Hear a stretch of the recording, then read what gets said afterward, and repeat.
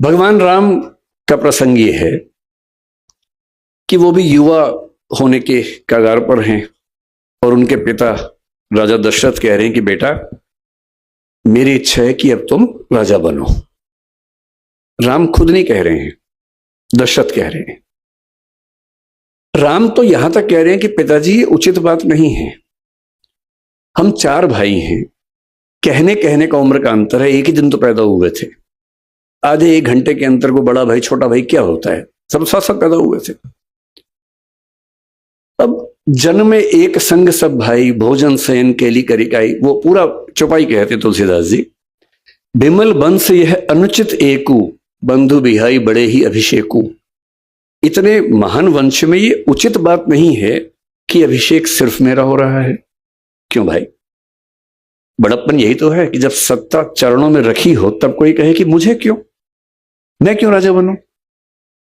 और पिता समझा रहे हैं कि बेटा तुम संयोग से सबसे बड़े तो हो ही भाई, आधे घंटे का भी अंतर है तो बड़े तो हो ही ना भाई। और तुम्हारा व्यक्तित्व भी ऐसा है कि मेरे पास हर जायज वजह है कि मैं तुमको राजा बनाऊं, तुम बस मना मत करना। तब राम कह रहे हैं ठीक है, आप कह रहे हैं तो मैं आपकी बात कैसे टाल सकता हूं। राम के राज्याभिषेक की तैयारियां चल रही हैं और यदि हम राम को मनुष्य थोड़ा सा बना के देखें, केवल भगवान ना समझे, तो हम सोच सकते हैं कि उनको भी कुछ कुछ तो उत्सुकता हो ही रही होगी, अच्छा लग ही रहा होगा कि अब मैं राजकाज संभालूंगा। शायद सीता और राम के बीच में बातें भी होती होंगी। सीता कहती होंगी आप राजा बनेंगे, मुझे भूल तो नहीं जाएंगे। राम कहते होंगे कैसी बात करती हो। ऐसी बातें होती होंगी, चुहलबाजी तो पति पत्नी में होती है, होती होगी, उनमें भी खुशी का माहौल होगा। और अचानक एक प्रसंग घटता है। मंथरा कैकेयी को समझाती है कि क्या तुम जानती हो क्या होने वाला है।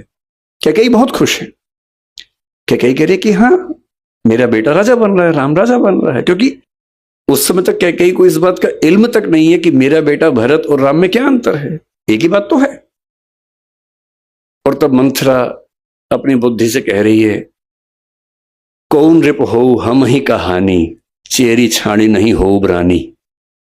कोई भी राजा बने मुझे क्या नुकसान है, मैं तो नौकरानी हूं, रानी थोड़ा ना बन जाऊंगी। पर तुम्हें फर्क पड़ेगा, तुम्हारा बेटा राजा नहीं बन रहा है, कौशल्या का बेटा बन रहा है। और फिर जैसा होता है जिसको हम कहते हैं भड़काना, वो सब चीजें हुई। कैकेयी की बुद्धि फिर गई, ऐसा कह सकते हैं। उनको दो वरदान याद आए अपने, उन्होंने अपने पति से वरदान मांग लिए। दशरथ धर्म संकट में है, एक तरफ बेटे का मोह, जिस बेटे के लिए वो जान दे सकते हैं, इतना प्रेम करते हैं उस बेटे से, उसको राजा बनाने वाले हैं। और दूसरी तरफ है रघुकुल के ही। रघुकुल रीत सदा चली आई, प्राण जाए पर वचन ना जाई। वचन भी नहीं जाना चाहिए, खुद ही वचन दिया था कि तुमने मेरी रक्षा की है तो मैं तुम्हें दो वचन देता हूं।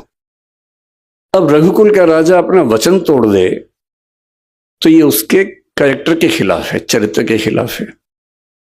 बेटे को कहा है कि तुम राजा बनोगे, उससे कैसे पीछे हटे। और दशरथ इतने दुख में हैं, अंत में अपने बेटे से कहते हैं कि ऐसा हुआ। मैं सोचता हूं, कल्पना करता हूं, अगर राम कह देते, क्योंकि राम अकेले बेटे तो है नहीं इस दुनिया में, इसी दुनिया में शाहजहां का बेटा औरंगजेब भी था, इसी दुनिया में बिंबिसार का बेटा अजातशत्रु भी था, और इन दोनों बेटों ने अपने बाप को मरवा दिया था। बेटे तो ऐसे भी होते हैं। दिल्ली में 10 दिन पहले घटना हम सबने देखी है कि जब कोई बच्चा अपने माँ बाप बहन की हत्या कर देता है। ऐसे बच्चे आज ही थोड़ा ना हो रहे हैं, हर दौर में हुए हैं। और मैं इमेजिन करता हूं कि अगर राम कहते कि पिताजी पूरे सम्मान के साथ मैं ये कहना चाहता हूं कि मैं आपकी ये बात नहीं मानूंगा, प्रजा तय करेगी, तो अयोध्या की प्रजा क्या तय करती उस समय। क्या अयोध्या की प्रजा राम को जाने देती? नहीं जाने देती। कुछ ऐसा होता जो सारी की सारी पौराणिक परंपरा को बदल चुका होता। पर राम को पता था कि मेरा असली उद्देश्य क्या है, सत्ता या अपने पिता का सम्मान, अपनी वंश परंपरा का सम्मान। और अपने पिता, अपनी वंश परंपरा के सम्मान के सामने सत्ता क्या चीज है, दो कौड़े की चीज है। और पिता शर्मिंदा हैं और वो कह रहे हैं कि पिताजी आप चिंता मत कीजिए, मैं वन में जाऊंगा 14 साल के लिए, आप इतना भी तनाव मत लीजिए। फिर उनकी पत्नी ने कहा कि मैं भी जाऊंगी, लक्ष्मण ने कहा मैं भी जाऊंगा। कितना बड़प्पन है। अब दशरथ ने कहा कि बेटा ऐसा संकट है, राम पीछे हट गए। राम वन में हैं और पता लगा कि दशरथ की मृत्यु हो गई है। अगर दशरथ की मृत्यु के बाद राम बोलते कि भाड़ में जाए दुनिया, मैं वापस आ रहा हूं, देखता हूं कौन मना करता है, कौन मना कर लेता। पर नहीं, मेरे पिताजी का वायदा था, वायदे के लिए मैं कुछ भी कर सकता हूं। मतलब एक बहुत प्रसिद्ध गजल का शेर है, जैसी एक लाइन है, मैं कुछ भी हूं पर एहसान फरामोश नहीं। मैं कुछ भी हो सकता हूं, एहसान फरामोशी नहीं कर सकता। अगर पिताजी को वचन दे दिया और पिताजी की मृत्यु हो गई तो भी वचन पूरा होगा। राम वन के अंदर हैं और सीता जी ने कहा कि मुझे हिरण चाहिए, मैंने स्वर्णिक हिरण देखा है। वो उस समय शायद नहीं समझ पाई कि ये एक जाल है। वो लक्ष्मण जा रहे हैं, लक्ष्मण ने रेखा खींची है, पर जैसा कि नियति है उसमें उनका अपहरण हो जाता है। रावण आके अपहरण करता है और राम वापस आए हैं। तुलसीदास जी के यहां राम अपनी पत्नी से इतना प्रेम करते हैं। देखिए, ये जो भगवान राम है, भगवान कृष्ण है, ये एक जैसे नहीं है। वाल्मीकि के यहाँ इनका व्यक्तित्व अलग है, भवभूति के यहाँ अलग है, तुलसीदास जी के यहाँ अलग है, निराला के यहाँ अलग है, क्योंकि कवि अपने समय के हिसाब से अपने आराध्य के व्यक्तित्व को भी बदलता है और अच्छा बनाता है। तुलसीदास जी के राम अपनी पत्नी से इतनी मोहब्बत करते हैं, इतना प्रेम करते हैं, मतलब इतना मजबूत व्यक्ति जो पिता के कहने पर बिना एक सेकंड लगाए सत्ता छोड़ दे और उसकी आंख में आंसू तक ना आए। कोई आंसू नहीं है, कुछ नहीं है, दो कौड़ी की चीजें छोड़ दी, उसमें ऐसा क्या है। पर वन में अकेले हैं, केवल एक भाई के साथ, ना सेना है, ना हाथी है, ना घोड़े हैं, ना कुछ है, और पत्नी का अपहरण हो गया है। अभी राम को यह पता भी नहीं कि क्या हुआ है, वो तो देख रहे हैं कि सीता मिल नहीं रही है। इतना भावुक आपने राम को शायद ना देखा हो। बांग्ला भाषा में एक रामायण है, कृतिवास रामायण, उसमें राम बहुत भावुक हैं, आंसू के साथ रोते हैं उसमें, वो कई बार रोए हैं। पर हिंदी के समाज में जो राम है उनकी छवि रोने वाली नहीं है, उसमें वो रोते नहीं है, मजबूत रहते हैं।